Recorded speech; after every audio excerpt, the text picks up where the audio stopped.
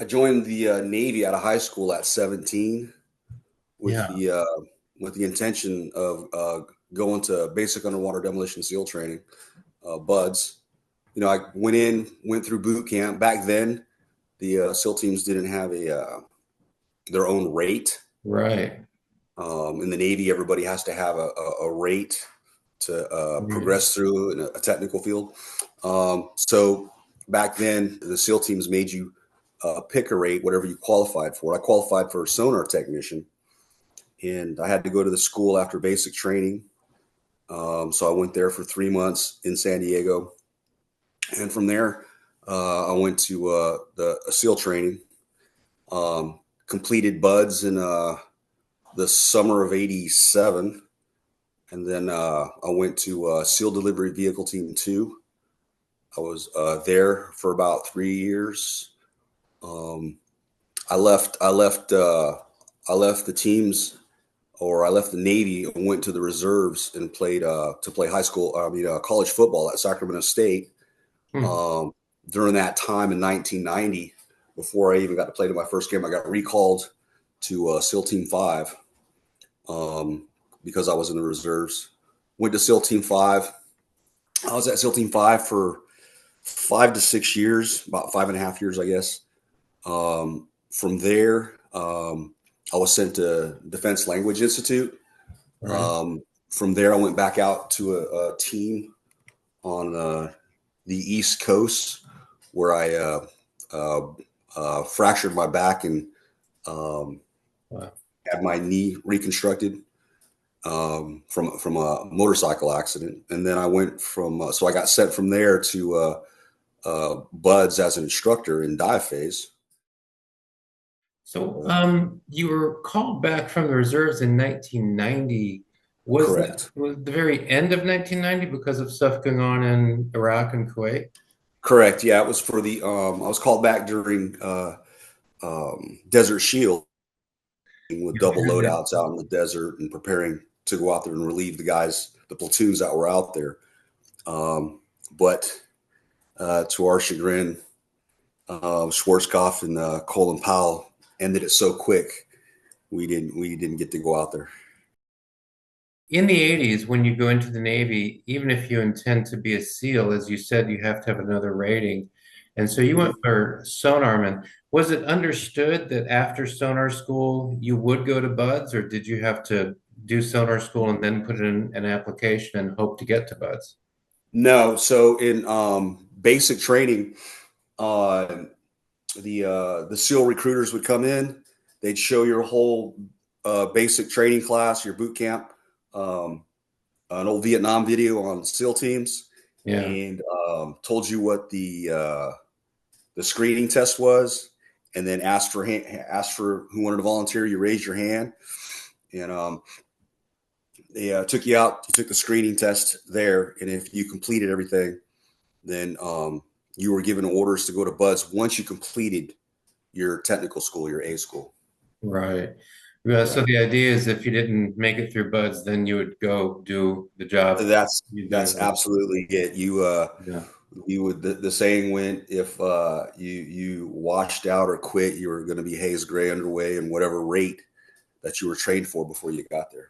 Right. Wow. So the Navy would receive guys that had at least finished technical school. Right. You were a SEAL during peacetime. Now Hmm. you're called out of the reserves Hmm. to respond to, Operation Desert Shield, Operation Desert Hmm. Storm, but that's over Yeah, so quickly you don't get involved. yeah. Was that kind of frustrating, not only to be in, fighting, branch of the military, meaning, Yeah. tip of the spear, but Hmm. elite special forces, but never really have an opportunity to use it. I mean, I don't want to, Hmm.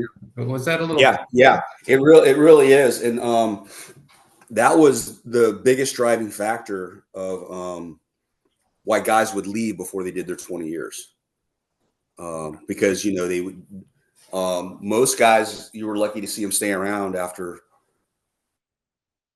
just two platoons, two deployments basically, and not really seen any action. There's a lot of times where teams are spun up, but it doesn't happen. Like, I got called back from leave a couple times, but it just doesn't happen. It's just a teaser. But other times you had friends from other teams that would the mission, matched what their team specialized in.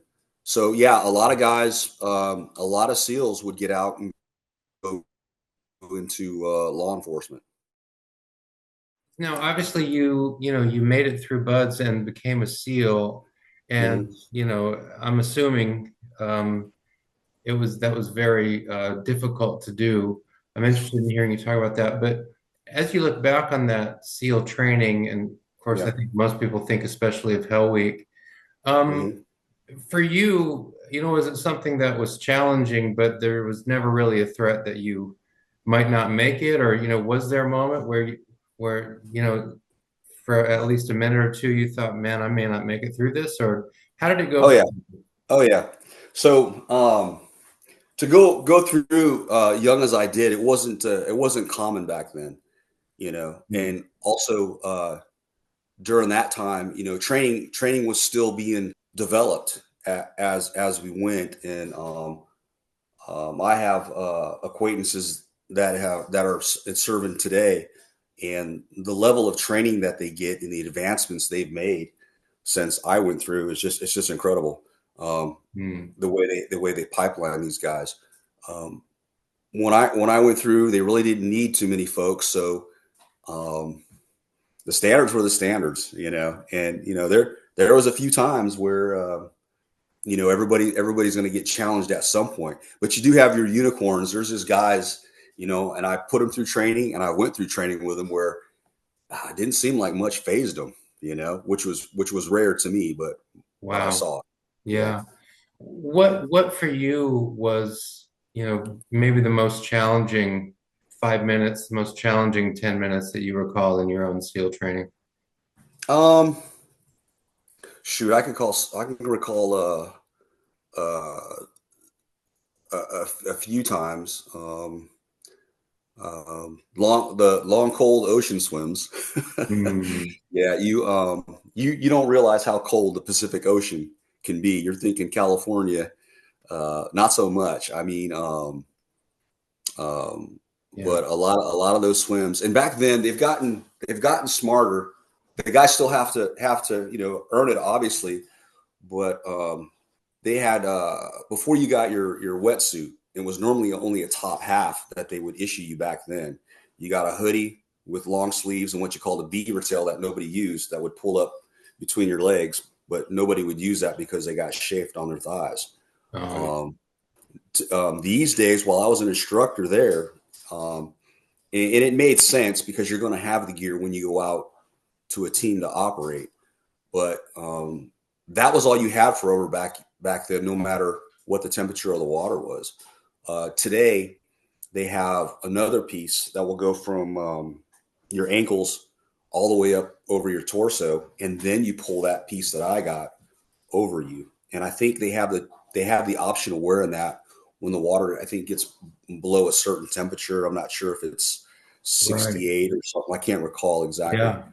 But we didn't have that back then. And I remember, I mean, I wasn't even shaving yet when I showed up there, and I was very young compared to the men that were around me. I mean, there was a lot of accomplished men. There were former Marines, former Rangers, guys that had been in the fleet for a while, former Division I athletes, guys that had been in Olympic trials. Hell, Wow. we even had guys that were cut from NFL football teams that Wow. showed up. So it was longshoremen. So they were no slouches.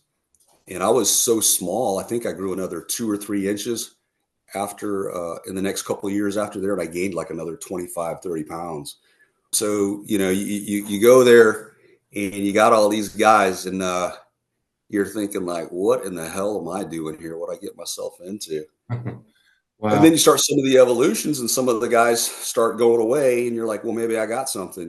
So this cold water swim in particular, the instructors, most of our instructors, we had some former Vietnam guys, and we had some Grenada, Right. some Grenada veterans. And they were hard. They been there, and they know what metal a man was going to have to stick around when it got ugly. So they didn't cut you any slack. We Wow. went out to do this ocean swim, and we didn't get the wetsuits yet. It was called a wetsuit appreciation swim, and I think they still do this. And it's a shorter swim. Most of your swims were a 2 mile timed ocean swim every week, and then you would have a 3.5 mile, and then you have a 5.5 mile eventually. And we went out, and I saw the instructors with a thermometer in the water, and one of them was a Grenada guy, and the other guy had been at the same team as him. A lot of respect, obviously.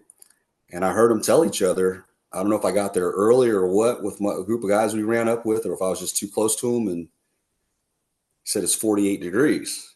He's like, what do you think? And the other instructor turned around and yelled at us, hey, it's a toasty warm 64 degrees, And Wow.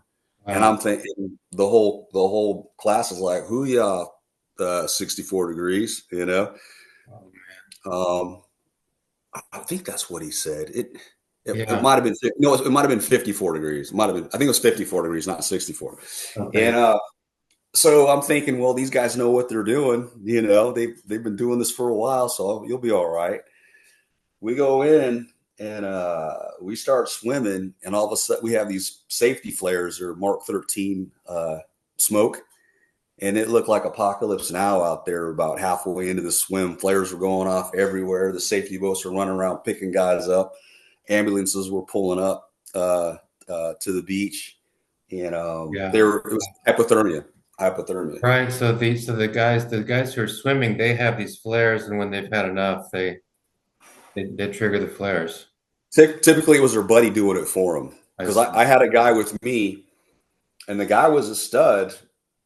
And we were at a 3-man swim pair, and he started corkscrewing to the bottom. And I started laughing. I'm looking down at him. I'm like, what is he doing? And the guy with me was from North Carolina. He says, hey, you idiot. He's hyping out. I'm like, oh, crap. So we swam down and got him. And we pulled him up. And he was almost like rigor mortis. He was so, Wow.